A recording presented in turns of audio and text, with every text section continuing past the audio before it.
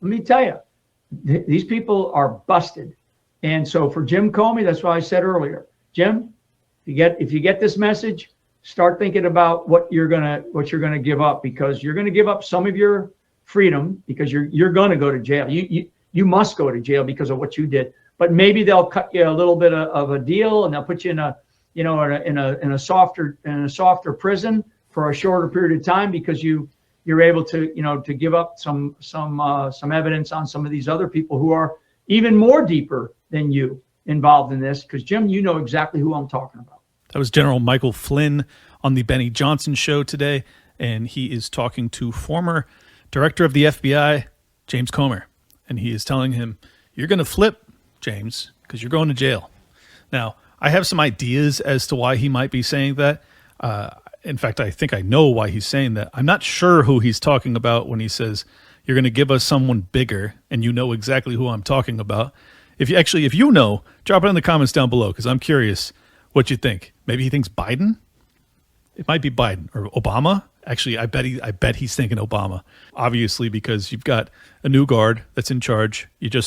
As head of the FBI, you tried to frame the sitting president for treason. So that's a pretty bad one. But there was also reports that he was in fact running a honeypot operation against Trump's camp or his cabinet back in like 2016. So he's a bad boy. He's done a lot of bad things.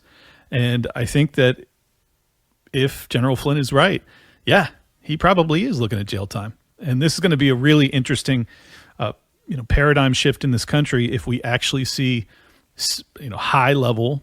I mean, you don't get much higher level than the head of the FBI other than the president of the United States that sees prison. If that happens, we're in a totally different world. I can't think of any time that we've seen a really high level official. I mean, we've seen congressmen get jail time. It's rare, but it does happen. But we've never really seen, presidents or heads of the FBI punished in any significant way. So I think that this is going to be really interesting. And what I find, most troubling about this, well, obviously I'm not afraid to see politicians go to jail or unelected bureaucracy go to jail. I've been saying that's what we need for the longest time.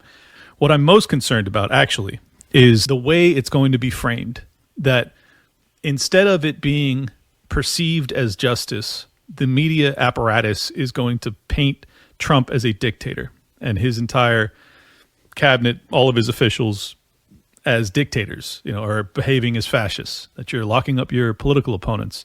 And it's going to be a very trying time in this country.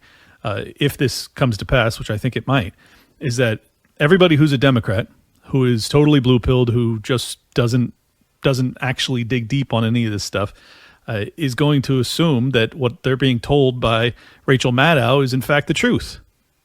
That Trump is just going after his political opposition, and that this has nothing to do with justice, that this has nothing to do with their behavior, what they've done, that in fact is criminal. And I think that this is going to be a really trying time, because how do you convince them that that's not what they're living through? I mean, these people already perceive Trump to be a fascist. They already perceive him to be this existential threat to their existence. If they start to see the Hillary Clintons or the Barack Obamas or the James Comers of the world go to prison, confirmation bias will come to the fore, and they'll just be like, see, told you.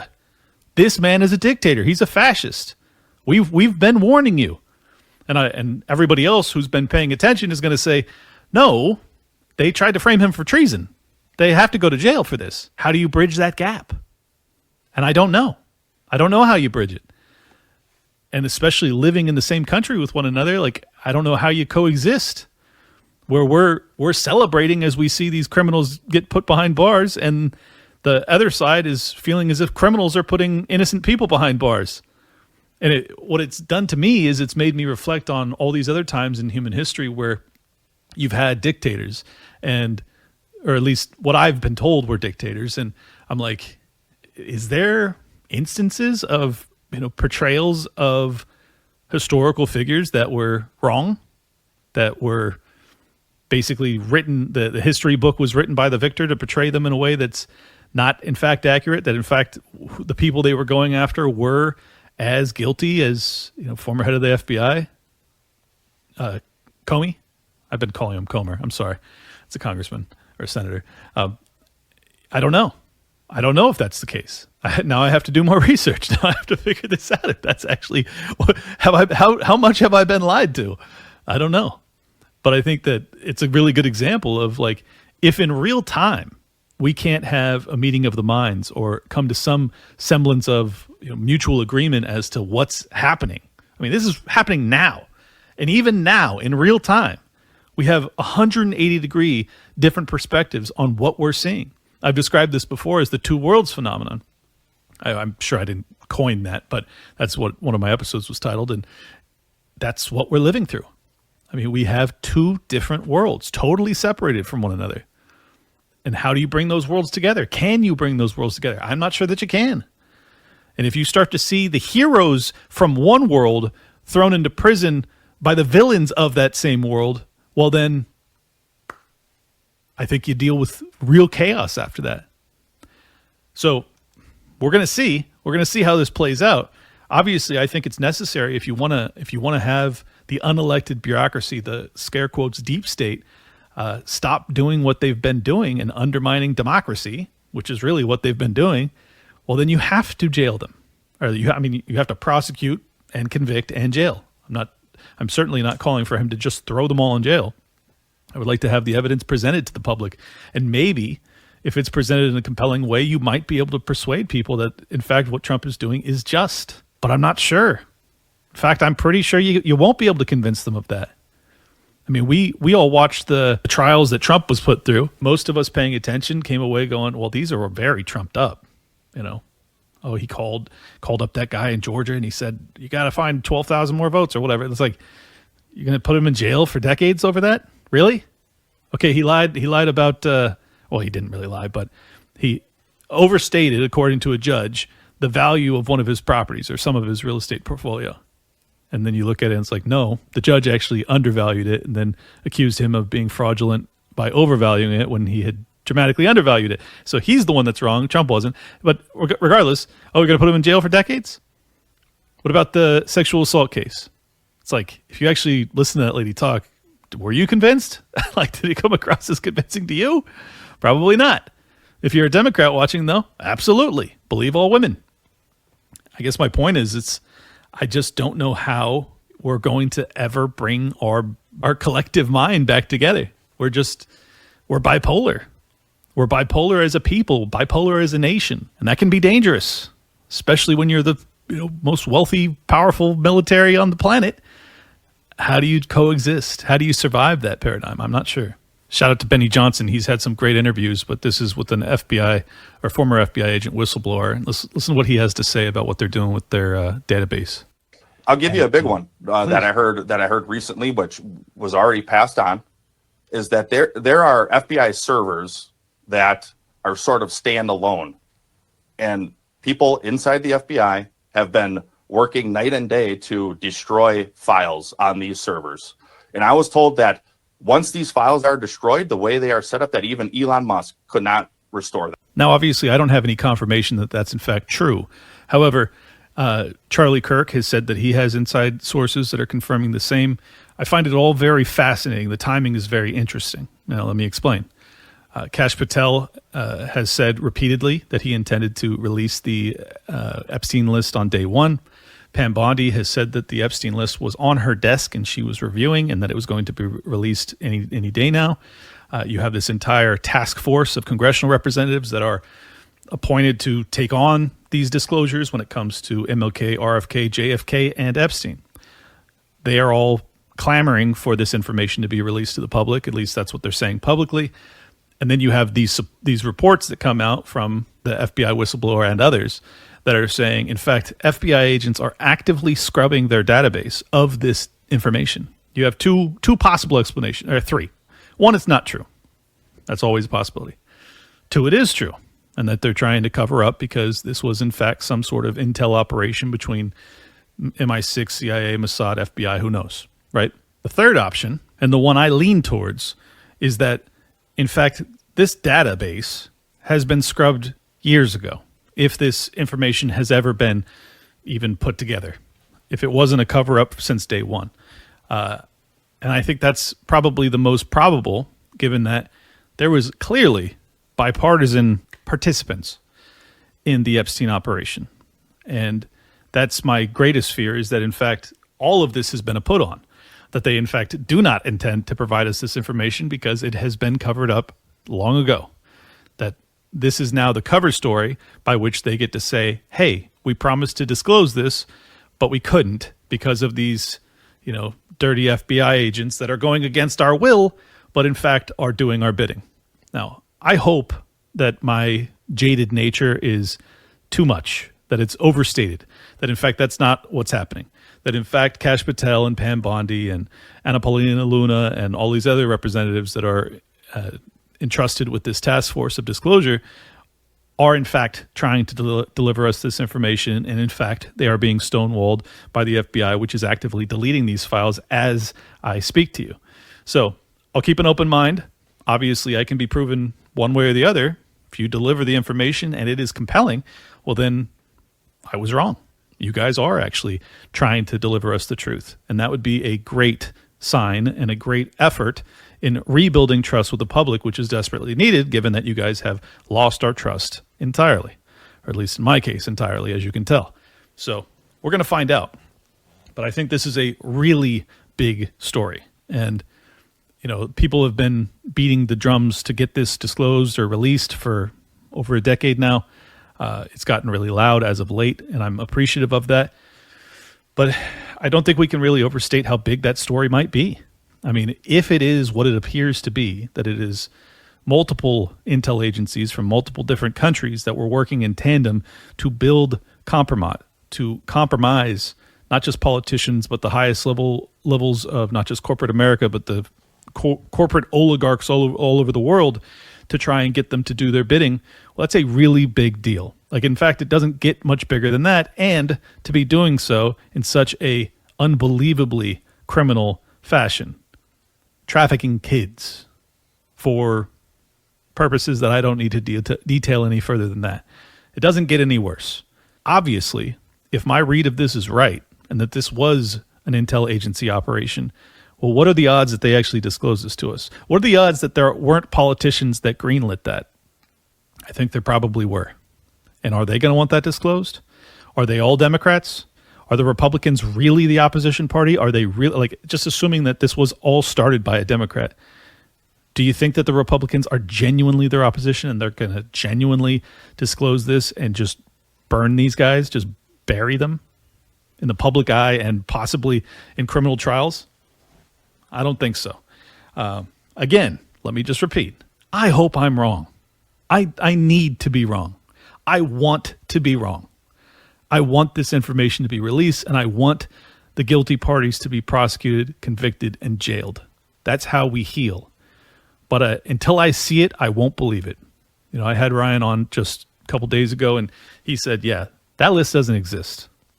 He's like, I've put together through my own research his own list, but in terms of whether or not they've actually done this investigation and they just have it all sitting there with all the tapes of the compromised, politicians and powerful people, he doesn't think so. We'll see. I hope I'm wrong. Again, I hope. God, I hope. Here's part of the reason I'm hopeful. This is the new deputy director of the FBI, Dan Bongino, in one of his final shows before he took that position. Folks, I strongly encourage you to go back and take another look today at the Russia collusion hoax. I know it's a story that's old and a lot of people want to move on. I'm going to be straight with you. I don't want to move on. We had the FBI, in conjunction with the Department of Justice, officials in Congress, foreign governments, and intel people, fabricate a story, invent a story that could have caused and done serious long-term harm to international relations with a nuclear-powered foe. It's kind of a big freaking deal. I'm not letting it go. And you listen to me. This is going to be very important in the coming days. I'm not letting this go. I want to find out what happened, because it can never happen again. Not to a Democrat, not to a Republican, not to a Libertarian, not to any United States citizen. You do not get to alter or try to change the course of electoral politics by fabricating a story, hijacking the justice system then to give the patina of truth to a fake story. You don't get to do that. Why do I bring that up now? Because who is the ringmaster of that circus? Yes, Adam Schiff. And no, I'm not letting it go. So needless to say, that gives me some hope that the second in command at the FBI seems to have the same passion I do when it comes to pursuing those that were behind the Russian collusion narrative. And for the record, this is not about defending Trump. This is about defending our system, at least the justice aspects of our system. I think it's very important and close to as important as it gets.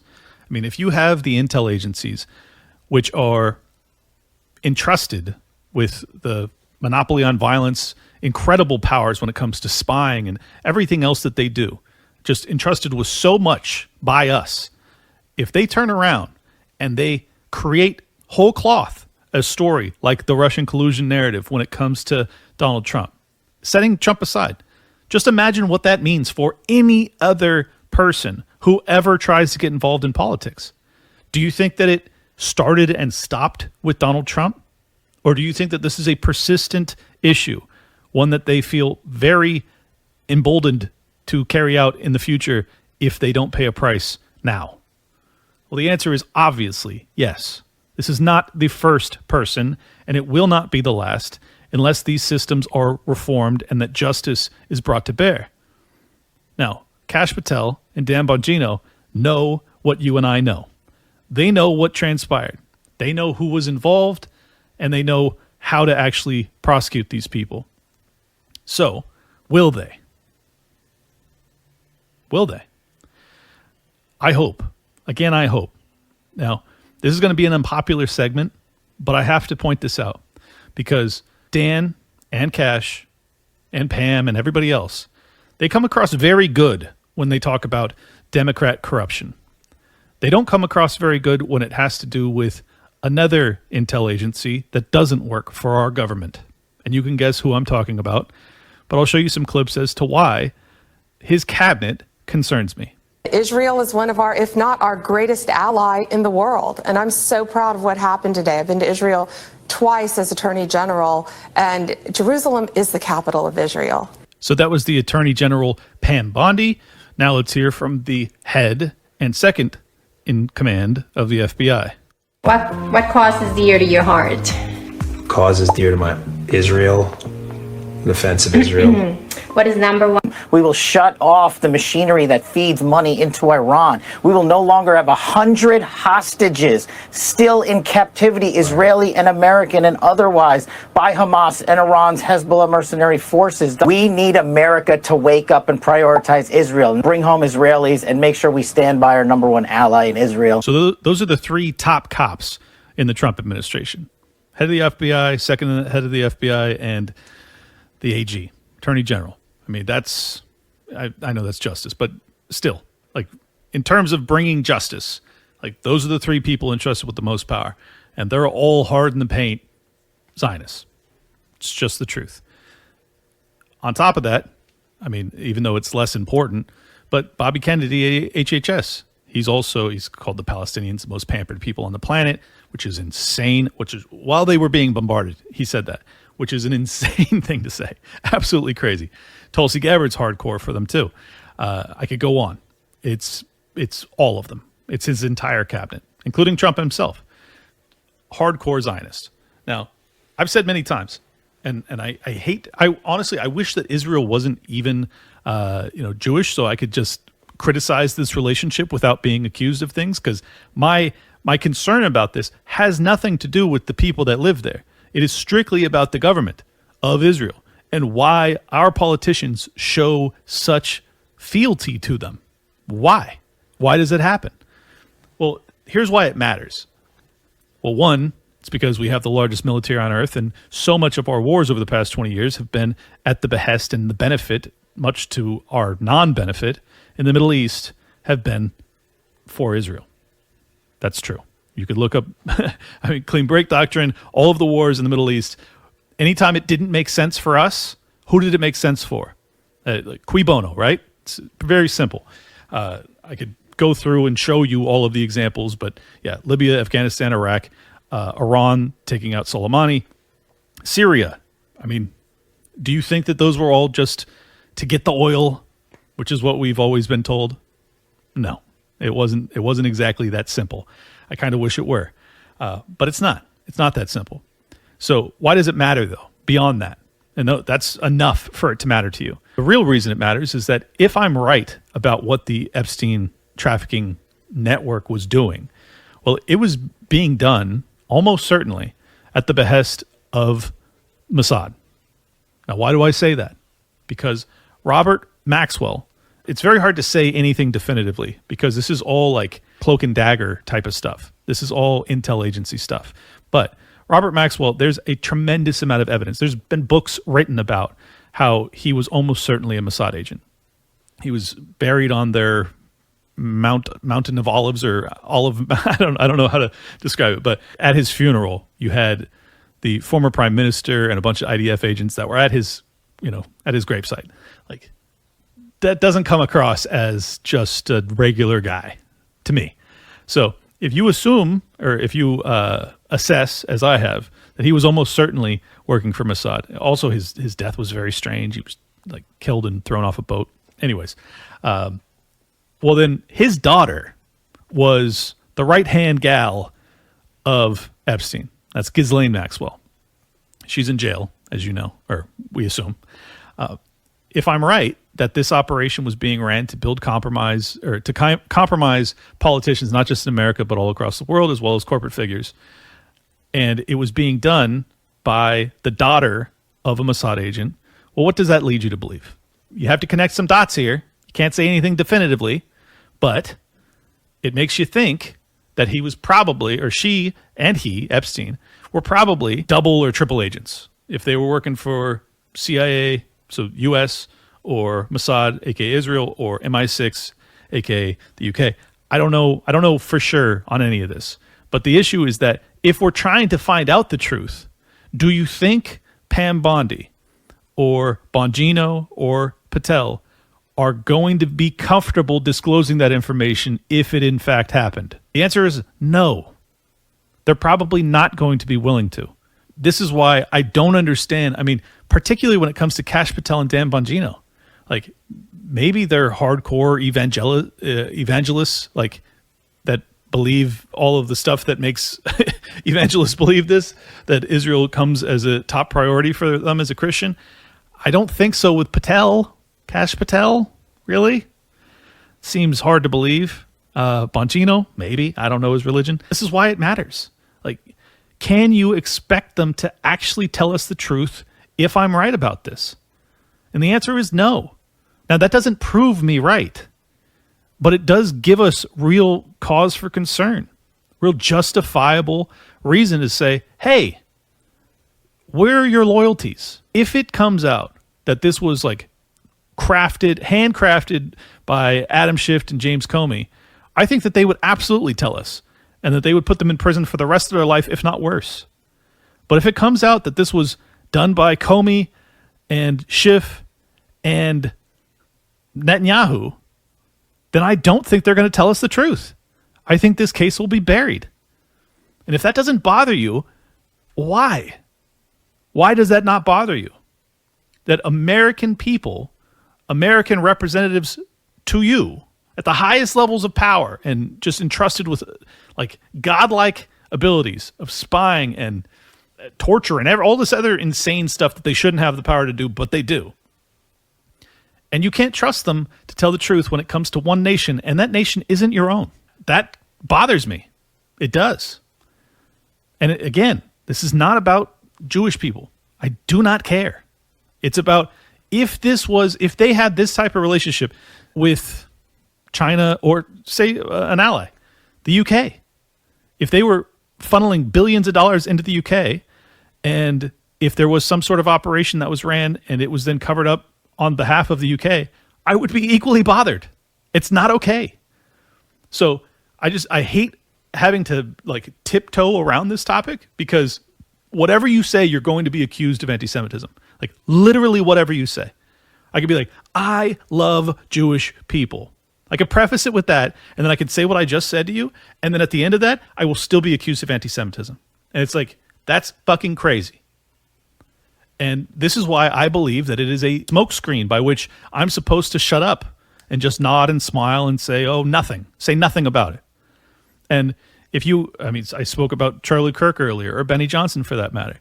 You talk about any of these high-level conservative pundits, will they talk about this? The answer is no. And I understand why. I get it. I do understand why. You get dragged through the mud to even have this discussion. But I feel like I'm compelled to seek out the truth. And the truth is that many of our elected politicians and the entirety of Trump's cabinet have been just falling all over themselves to demonstrate their loyalty to Israel. These are American politicians. If it was any other nation, no one would accept that. If they were trying to demonstrate their loyalty to the UK or France or Russia or Canada or Mexico, you'd be like, what the fuck are you doing? Why are you talking like this? Why are you saying we have to prioritize Canada? You'd be like, get the fuck out of office then. I don't want you there. Like, the only thing that I want you to focus on is America and making sure that we're, prosperous and free and secure, and that's it. All right, not even secure. I don't even really care about that. Just prosperous and free. Can you do that? Then you're on my team. And do you trust them to do that? No, you can't. You can't trust them to do that. And I've spoken very positively about Kash Patel and Tulsi and RFK Jr. and Trump. I haven't really talked about Bongino, but I like him too. There's no ill will here. I'm not saying that these people are all bad people. Like, I don't even know if they believe this stuff. I don't. Like, how can I know their heart? I don't know for sure. Maybe they just do what they have to do because they want to do good. Like, I get that. That's a really fair argument to make. It'd be like if Ron Paul, ran as a Republican and he got in and he governed as a libertarian. Oh, he did that. Like, so people do that sometimes. Yeah, I don't expect you to always tell me the truth, especially if it's damaging to your political career. But I expect you to do good at the end of the day. And as long as you do good, then I'll shut the fuck up about this. I don't really care. If you want to give, lip service to your loyalty test to Israel, fine. As long as when you get in there, if you find anything as unbelievably evil as a child trafficking ring for the rich and powerful all over the world, and it leads you back to that nation, well, then you better fucking say so. And it better change our relationship with that government, and particularly that intel agency. Can you do that? Can you deliver on that promise? Well, if you can, then I will be totally quiet. But if you can't, well, then all of my fears were justified. That in fact it wasn't lip service. We're going to find out. And again, I hope to be proven wrong. I want to know why AG Garland and the Justice Department are so quiet on this tonight. They're out there labeling parents domestic terrorists, yet they're saying nothing about this. And these documents were so slow to come out. Human trafficking is a multi-billion-dollar business in this country, and Jeffrey Epstein is dead, and Ghislaine Maxwell is in prison for 20 years where she belongs. And if people in that report are still fighting to keep their names private, Sean, they have no legal basis to do so unless they're a child, a victim, or a cooperating defendant by some chance against some potential case against Ghislaine Maxwell. And I think Mark Garagos, as a great criminal defense attorney, will back that up as well.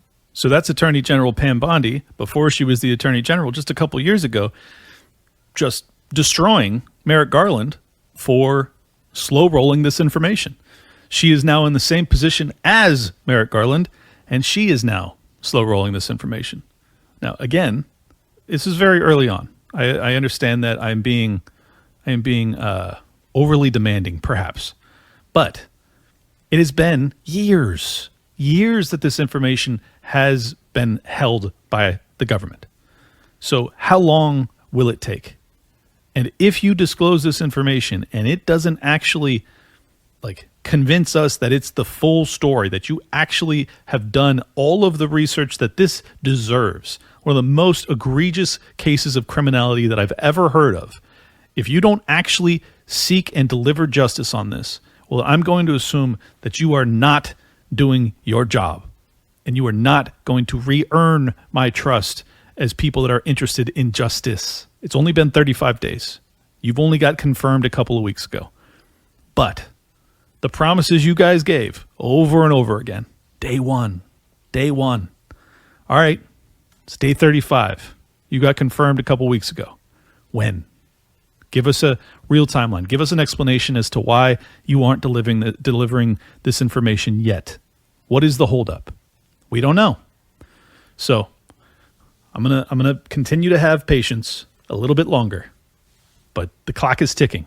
We need answers. Let's pivot to some more positive news. Here's Trump talking about the negotiations with Russia. As always, Liberty Lockdown is brought to you by MyPillow.com. If you need a new mattress, a mattress topper, you need some slippers, you need to be cool as hell, like Mike Lindell.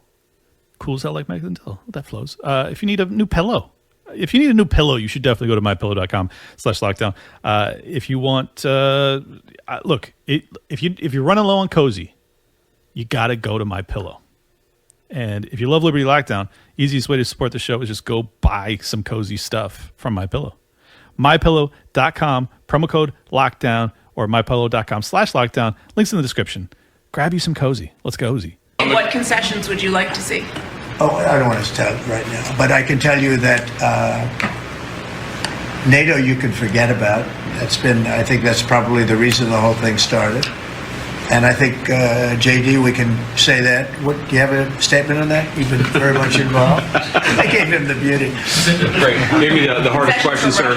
I mean, look, as the president said, we're not going to do the negotiation in public with the American media. He's going to do it in private with the president of Russia, with the president of Ukraine, and with other leaders. And I think that's how this has to go. Now, needless to say, I like the fact that they are talking about peace. I like the fact that they are talking about negotiating. But most importantly, I like that he said, you can forget about NATO. That's probably what got this war started. To have the president say that is a big deal. And NATO expansion is clearly a big factor. I'm not saying it's the only factor. I'm not saying that Putin was justified in invading as a consequence of NATO's expansion. I'm just saying it was the primary driving catalyst, the provocation that led to Putin's decision to do what he did.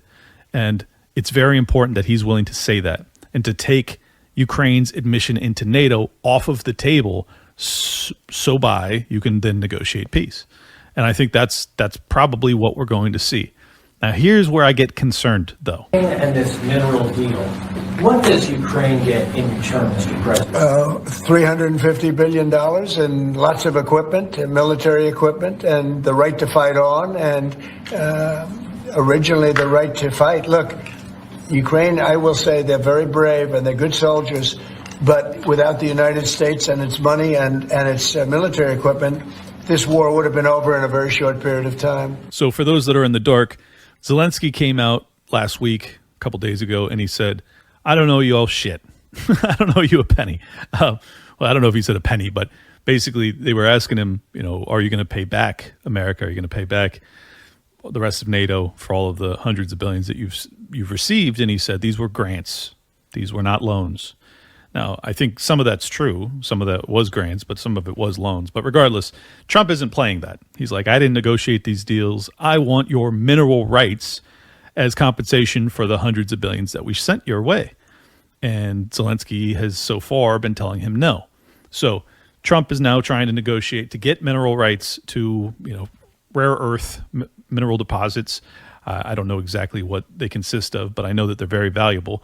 And he would like to have some return on our investment via those minerals. And it's like, all right, look, I oppose the war, I oppose the aid, but I would also like to get some benefit to our country. So I'm not going to oppose it entirely, especially if it's to be agreed upon. Fine. Here's the issue. What he says right after that, though, is that this gives them the ability to fight, but here's the key phrase. It gives them the ability to fight on. That doesn't come across as someone who's actually negotiating towards peace. Now, does it? I mean, if you're interested in peace, you probably don't want to keep fighting. Now, I'm not naive. I do understand that you have to have a meaningful threat there by which you can then have leverage or at least some power by which you can say, hey, if you want this war to end, it's not going to just be conquest. You're going to have to negotiate here. So there could be, a peace through strength type of argument to be had here. And maybe that's what he's doing. And if so, great. But if not, if we have two options, one option is we get mineral rights to get, recoup some of the hundreds of billions that we ship to Ukraine, or we get peace. Well, I'm going with peace. That is my priority here. You may feel differently. That's fine. Tell me why I'm wrong. But that's my priority. If you can get both, all the better. Totally happy with that. But my fear is that you could end up with the mineral rights and continued war. And that would be really bad. Really, really, really bad. Because I do not want to see further escalations with Russia. So I just want to keep our eye on the prize. During the campaign, do you remember Trump going around the country talking about how we were going to get paid back via mineral rights in Ukraine for our hundreds of billions that we shipped to them? Or do you remember him saying, I want people to stop dying. I'll negotiate peace on day one. It was the latter. That promise was made repeatedly. I intend to hold Donald Trump to that, and I hope you'll join me in that.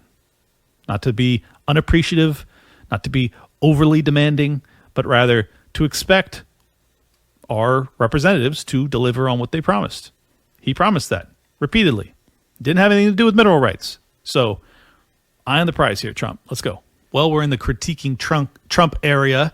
Let's talk about Canada. This is very interesting. Can I shift our attention to Canada real quick? Yes, please. Last week, I spent some time with two government officials for Canada. I was asking them how realistic is it that Canada would be the 51st state. Yeah. And they told me there is a path. Alberta is first, and if they sign on, Saskatchewan would follow, and then you go west to British Columbia. There is a movement in Canada to join us. I want to get your thoughts on that and how that's proceeding right now. So it's true. Thank you, Brian. It's true. A lot of people in Canada are liking becoming our beautiful, cherished 51st state.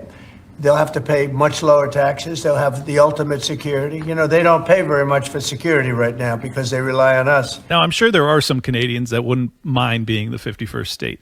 Alberta, from my understanding, is the more conservative area within Canada or province. Therefore, maybe they would be on board.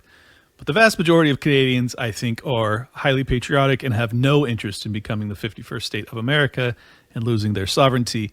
So I think that Trump continues to troll on this issue, but the fact that it has persisted for months now continues to give me pause, as if maybe this is more serious. And I hope not, because if you intend to have them become the 51st state, given how they've voted in the past, Trudeau being their current prime minister, my God, do you really want to add these people? No disrespect to the good Canadians that exist, and there's millions of them. But let's be honest, in terms of a voting bloc, they're not very American. Like, are they big on the Bill of Rights? Are they really interested in gun rights? Free speech, for that matter? Bodily autonomy? The Canadians? No. They may say that they are. But actually, if you look what happened during lockdown era in the 2020-2021 area, arena, no, they were not. They were not very American. Now, we weren't very American either during that period, so maybe I'm overstating it. I hope I am. Anyways, point is, not interested in expanding, okay? I don't want fucking Mexico. I don't want Panama Canal. I don't want Greenland or Iceland or Canada or China or anybody else. I just want to focus on getting our budget in order. And this gives me a good opportunity to tangent briefly. The new spending bill was passed yesterday with one Republican deciding to go against it. You can guess who that was. Oh, it was Thomas Massie. Yeah, you could already guess that, right? And he is once again being pilloried as the rhino, despite the fact that he's the only one who's not a rhino, who's actually interested in fiscal solvency. And here's what he said. He said that on this current budget and what it would do to the deficit or to the national debt is it would rack another $20 trillion in national debt over the next decade. I think he said, over the next decade. So that would put us at $57 trillion by the year 2035. Now, if you think our national debt is unsustainable now, imagine how unsustainable it would be in a decade from now on this current path. So he voted no. And he and he's being brutalized for it, as he normally is. But this has been his sticking point for the longest time. He will not vote for a spending bill unless it cuts spending and cuts the deficit. This doesn't. It grows it. And this is totally counter to what Trump and many of the other Republicans have ran on. That, yeah, we're gonna the adults are back in charge. We're gonna get our spending under control. Well, no, they're not. It was voted for almost unanimously, almost, by the GOP. I mean, it only got passed by like a vote or two. And I just think this is evidence that our job isn't done yet. Like, we need to continue to get more and more of the rhinos out and more Thomas Massies in. We need more people that actually take this seriously. And to Elon's credit, as I don't know if he's the head of Doge, but whatever, he's his role in Doge, the Department of Governmental Efficiency, he responded to Massie's protests by saying this is concerning. When he was talking about how this is going to explode the national debt, Elon's repeated claim has been the entire reason he got involved, the entire reason that he's doing this Doge thing is because he knows that our national debt isn't sustainable and that we will be insolvent as a consequence. So when he sees this spending bill, it's basically fighting against what he's trying to do. Like, his belief is that if we can cut 15% of the spending through by going after waste and fraud, then we can actually balance the budget. But if you continue to increase the budget, well, then no, you can't. You're going to have to cut more than that. And do you really think that there's more than 15% waste and fraud? Well, probably. But can you prove that? And can you cut that with a scalpel to actually get it right? Probably not. So we need Congress to be on board with actually cutting spending. And as of now, given the vote yesterday, they're not. Clearly, they're not. And what's most infuriating is that the way that they marketed it to the people was that it was going to remove taxes on overtime, taxes on Social Security, and taxes on tips. Well, they can't do it that way. They need to have standalone legislation that does that, because this does not affect tax policy based off of my reading of coverage of the bill. So it was basically a lie. Like, I don't think it actually accomplishes that. I hope I'm proven wrong. But as of now, I think they're going to have to pass additional legislation to cut these taxes on people. Now, I hope they do that. And yes, I understand that adds to the deficit. But I am still a libertarian, and I believe that taxation is theft, and any cuts in taxes are preferable. Like, that's what we want. But I would also like to see our country stay solvent.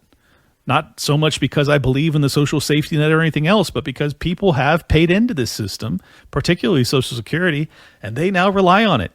And if you can't, make good on that promise, you're going to have chaos, absolute chaos.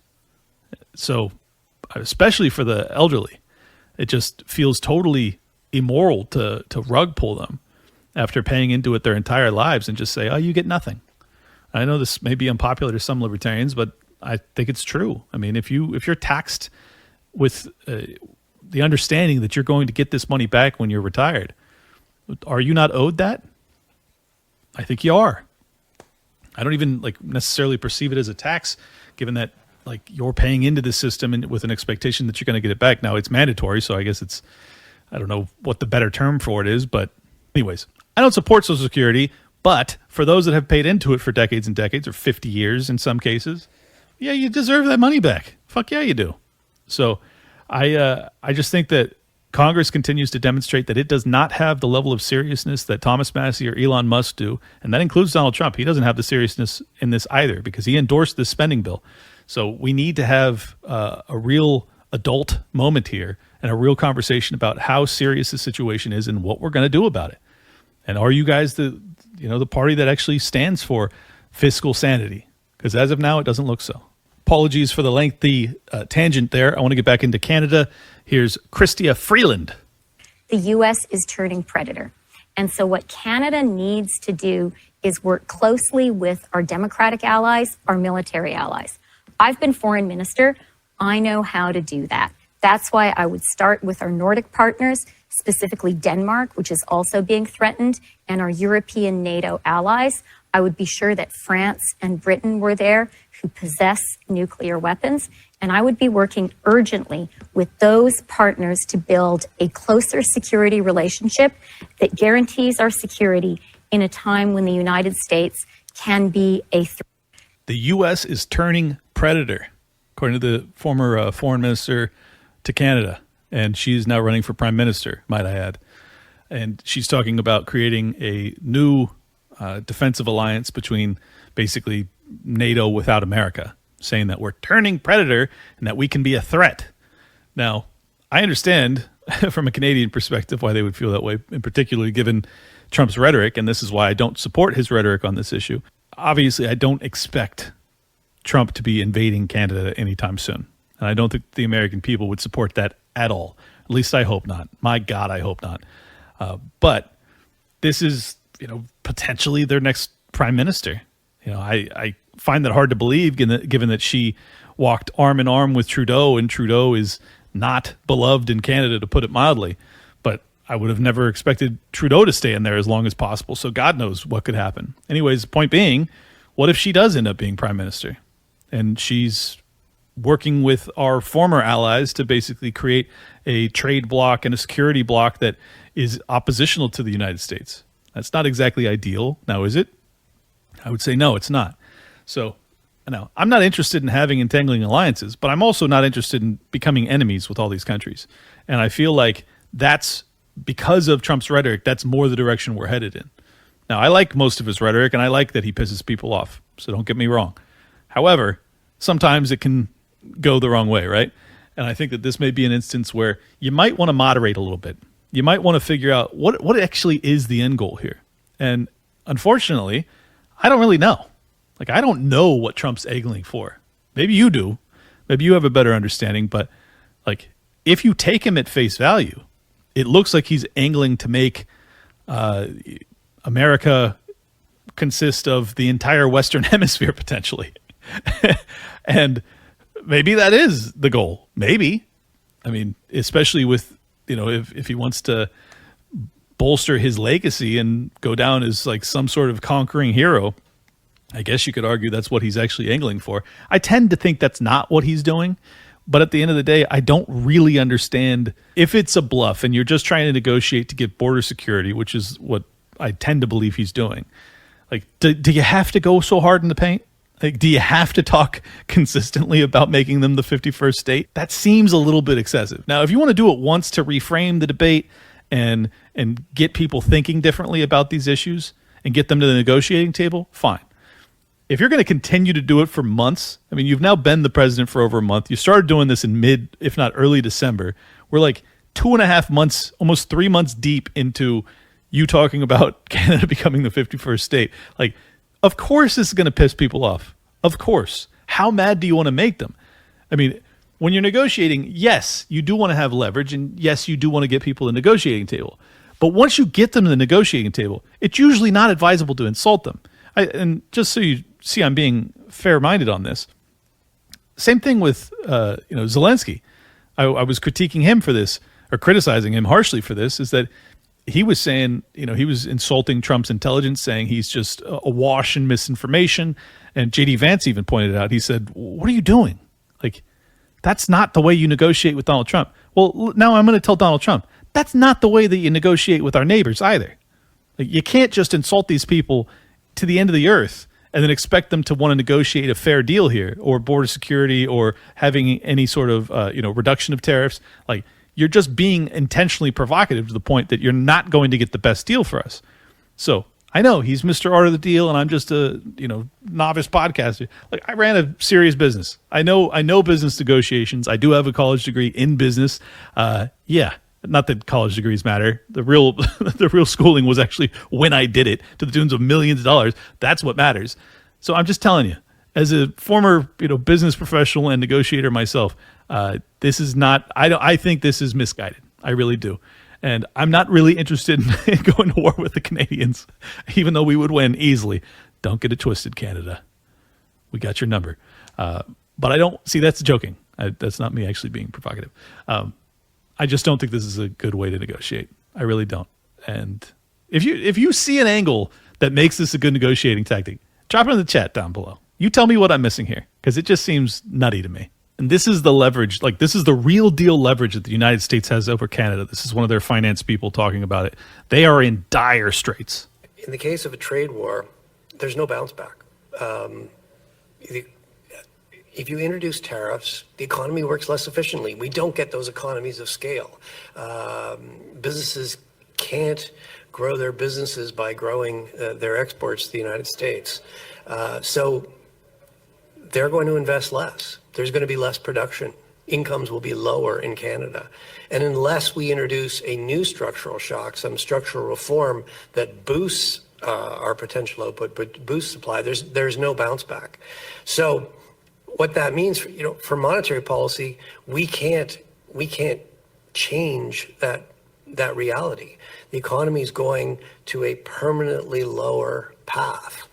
So the only thing we can do is we can help smooth the painful economic adjustment to tariffs. But even there, monetary policy is constrained because we have to make sure that the tariff problem doesn't become an inflation problem. So what that means is you're not looking like a COVID type response. We're going to have to proceed quite carefully. We're going to have to balance yes, there will be downward pressures on inflation from the weakness in the economy, but there's going to be also upward pressures from higher import costs, a weaker Canadian dollar, inevitable supply chain disruptions. That'll all increase cost, and that'll put upward pressure on inflation. So we're not. I mean, what I was really trying to convey in my remarks today is we're not thinking of a COVID type response here. So that's the head of the Bank of Canada, and that's basically like the chair of the Federal Reserve for Canada. Let me cut through the accountant and economist speak, Keynesian economist speak, and just tell you what he's saying there. He's saying, we're fucked. Like he said, like longer than that. He's like, we're so fucked, eh? Because he's Canadian. They're in serious shit. Like just think about the soft pedaling that the Federal Reserve chairs do normally. We expect headwinds. Like that's the worst thing they'll ever say. And they're hesitant to even say that because they understand in their position of authority and power that if you say that, just their words will actually shift the market. Like it'll hurt the market. You'll see sell-offs because of what they have to say. So the fact that this guy is saying that is about as strong a statement as you will ever hear from a central banker. Like ever. And what he's saying, just to put it in less profane but more understandable language, is that because of the tariffs, so I've did this research on a prior episode, but if I recall correctly, 70% of their exports, of Canadian exports, go to the United States. That is enormous. That is an enormous amount of their market share. So if you have a tariff war with the United States and you can no longer export 70% of your goods, now it's not going to be all, but it'll be a big chunk because they're no longer, competitive price-wise. Well, what happens to your economy? Well, what he's saying is that you're going to produce less, that you're going to have less capital investment into these businesses that had been exporting, and you will see lower wages and consistently lower wages, which is a depression. I mean, that's a decrease in GDP for Canada. And then he's asked, or then he's just talking and thinking out loud about, well, what can we do in terms of monetary policy? Well, we can't do much because the tariffs from America, when it comes to the imports from America into their economy, well, there will be tariffs on those. That'll put upward pressures on prices to the consumer. So then what? Well, you do UBI. You just flood the system with cash. Well, then you have inflation problems, which is you're already feeling price inflation because of the tariffs from the United States side. So then what? You have lower wages, you have increased prices. That's stagflation or depressionflation, where you actually have a depression. Where GDP is dropping over multiple quarters significantly, and you have inflation. It's the worst case scenario. I mean, this is what central bankers fear more than anything is deflation. And it's really not deflation. It's inflation with depression level economy or GDP. So this is why they normally just turn on the printing press and they say, fuck it, we're going to hyperinflate instead.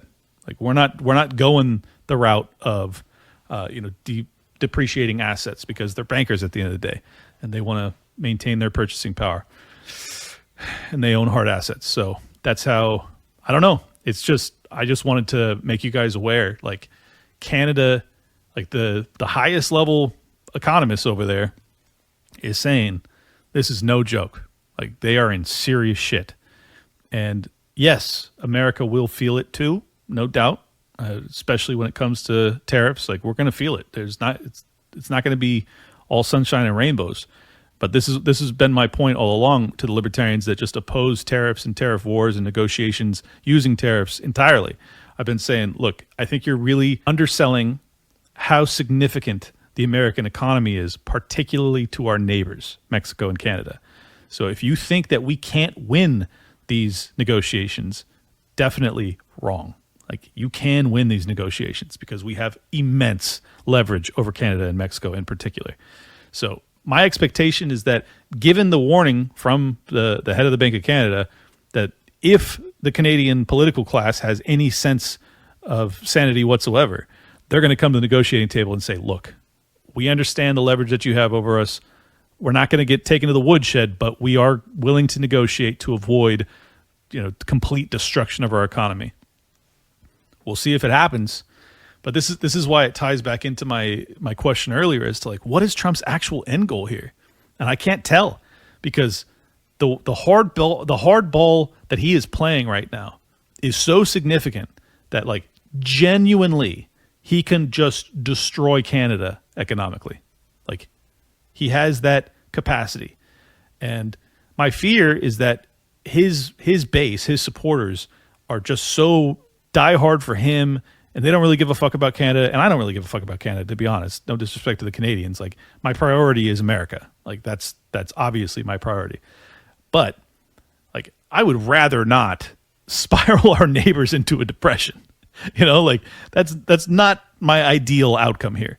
Like my ideal outcome is, can we negotiate them securing their borders and negotiate lowering their tariffs and have a little bit more free trade and a little bit more secure border, and I don't know, maybe get rid of Trudeau. Like, okay, that would kind of be my ideal glide path here. As of now, it seems like we're going to have a massive trade war and just spiral Canada into a 1930s Dust Bowl depression. Scary times, especially for Canadians. I feel so bad for you guys because like you've already been stripped of all your rights, and that if your economy goes to shit, like, oh, it's going to be so bad. So I hope cooler heads prevail, and I hope adults actually meet at the negotiating table and they figure this shit out for all of our sakes, but particularly for the sake of Canadians. You guys don't deserve this. Maybe you do. I don't think so, though. Anyways, thank you guys so much for tuning in once again. We're doing record numbers in terms of viewership, and that's all because you guys continue to tell people that this is something worth watching or listening to. At Liberty Lock Pod on X, if you want to support my work, subscribe there. I'll follow you back, or libertylockdown.locals.com. If you want to get some merch, Liberty Lockdown shirts, you go to toplobster.com. The link is in the description below. And last but not least, just pick up your child's phone and your grandparents' phone and go to the podcatcher, if it's Apple Podcasts or Spotify or whatever else, and search for Liberty Lockdown and click subscribe and click auto update, and then hand them their phone back and don't say shit. Don't tell them what you did. Just do that. And then when they finally realize what you've done, and they go, hey Bob, why the fuck do you subscribe me to this Liberty Lockdown podcast? You know I'm a libtard. You go, hey Bob, I don't like the fact, or sorry, it's not Bob. Bob is the one that did this. So what's a good name for a libtard? I don't know. What do you call these people? John? It's just like a regular name. John, I don't like your politics, and I think that your brain is like you're clearly incapacitated. Like you're incapacitated as a human being. And I'd still like to maintain our friendship, but I'm going to need you to listen to some truth every now and then. So as a requirement of the continuation of our friendship, I'm going to need you to listen to Liberty Lockdown. And I'm going to need you to report back what Clint tells you every week just to make sure that we can still be friends. And if you can't do that, well then you have to be put into an insane asylum. Sorry, Bob, or John. Sorry, that was bad names. I could have come up with something way more creative. What's a good name for a liberal? I don't know. I'm in a good mood, as you can tell. I've been in a good mood for fucking months now. This is fun. I hope you guys are enjoying the more optimistic version of me. I did talk about some things that I'm not super happy about, but I think I did it in a more positive way. I'm going to go hit the gym now and check out. No, don't check that out. Never mind. Take it back. Yeah, leave comments down below. Just share this. Share it around. For fucking God's sakes. By the way, we're almost at 1,000 reviews on Apple Podcasts. If you could leave a fucking 5-star review on Apple Podcasts, I would really appreciate it. So if I get to 1,000 5-star reviews, very few. I can't even tell you how few podcasts get to 1,000 5-star reviews. Very few on Apple Podcasts. So if you can get me over that hump, I will be on cloud 9. Thank you guys for tuning in. Love you. Peace. Do something I rarely do and let Bill Maher take us out as he educates Tom Green on why Canada isn't free. There's been some misinformation about Canadian freedom of speech, though, that's been floating around out there. Like we've got freedom of speech in Canada. It's in our Canadian Charter of Rights and Freedoms. We have freedom of the press, freedom of assembly. Yeah, but just because something's in a charter, I mean, we have it too, and Trump is threatening that, and sometimes the left is threatening that. I've never experienced a situation where I can't say something up there. There are hate speech laws in Canada, so there are things you can't say. But you know what? Who would want to say that shit anyways, right? So but that's not what free speech means. Right. It's a slight. But there's a clearly defined definition of what hate speech is. So it's not overreaching, it's fairly specific. It's not Supreme Court pretty much say anything you want except for extreme things that you would not agree with, I would think, and that nobody would really want to agree with. No, in a civilized society. You don't know what free speech is then. You don't know. Well, that's not what free speech is. That's the definition of not free speech. Do you know how ass backwards you have to be to have Bill Maher correct you on what is freedom? Tom Green. Oh, buddy. Kudos to Bill Maher, though. He's right. And Canada, your liberty has been locked down. We're out. Welcome to Liberty Lockdown. Please scan your barcode. Your liberty ain't gone, but yeah, it's on hold. Where did it come from and where did it go?